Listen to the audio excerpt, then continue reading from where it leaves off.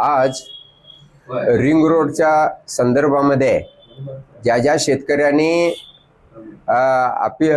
Writ पिटिशनवरती दावा दाखल केला होता त्या दावाचा निकाल शेतकऱ्यांच्या बाजूने लागून नोटिफिकेशन कॅन्सल झालं होतं. ह्या निकालाविरुद्ध नॅशनल हायवे अथॉरिटीनं परत अपील केलेलं आहे आणि या अपीलच्या संदर्भामध्ये ज्या ज्या शेतकऱ्यांनी दावे दाखल केलेले आहेत त्या शेतकऱ्यांचे विचारविनिमय करून पुढील परत अपीलमध्ये कुठली बाजू शेतकऱ्यांच्या बाजूने घेता येईल याच्यासाठी आज बैठक घेण्यात आलेली आहे.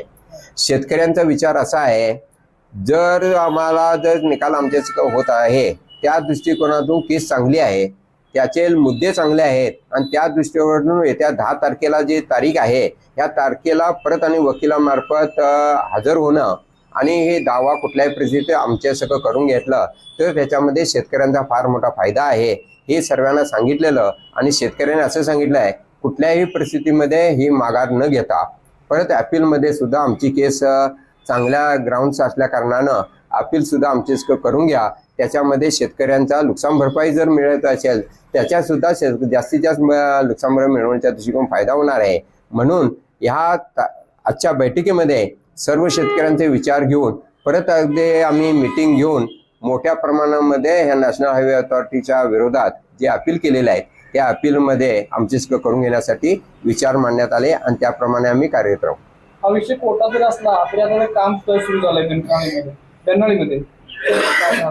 बेन्नाळीमध्ये नॅशनल हायवे अथॉरिटीने काम चालू केलेलं आहे. बेन्नाळीमध्ये काय झालेलं आहे त्याच्यामध्ये कुणीही बेन्नाळी गावामध्ये केस घातलेली नाही, परंतु फक्त बेन्नाळीच्या एकच गावामध्ये रिंग रोड करून चालणार नाही. संपर्क रस्ता जर करायचा असेल तर इतर गावातून तो जाणं आवश्यक आहे, परंतु जास्तीत जास्त शेतकऱ्यांनी जे दावे दाखल करून त्यांचे नोटिफिकेशन कॅन्सल झाले. नोटिफिकेशन जेव्हा कॅन्सल होते तेव्हा नॅशनल हायवे अथॉरिटीला पुढील कार्यवाही करताच येत नाही.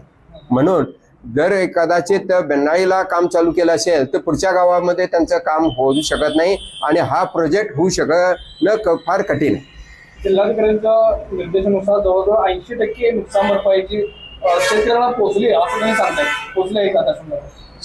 जे जिल्हाधिकाऱ्यांनी निवेदन केलेलं आहे 80% लोकांनी पैसे घेतलेले नाहीत आणि त्यांचा ताबा नॅशनल हायवे अथॉरिटीने घेतलेला नाही.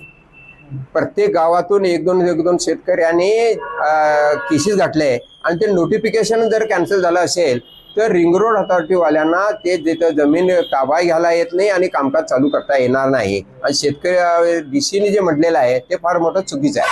म्हणजे सत्य परिस्थिती तशी नाही आणि त्याप्रमाणे त्यांना रिंग रोडवाल्यांना कामकाज चालू करता येणार नाही. बरोबर.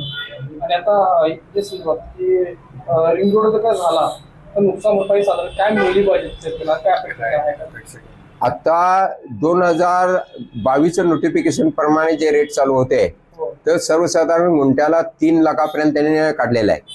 3 लाख मध्ये सोलॅशियम 100%, म्हणजे 1 लाख जर असेल तर 100% त्याच्यावरती सोलॅशियम आणि त्याच्यावर नोटिफिकेशन पासून पेमेंट करीतोपर्यंत 12% व्याजाने दिलेला आहे.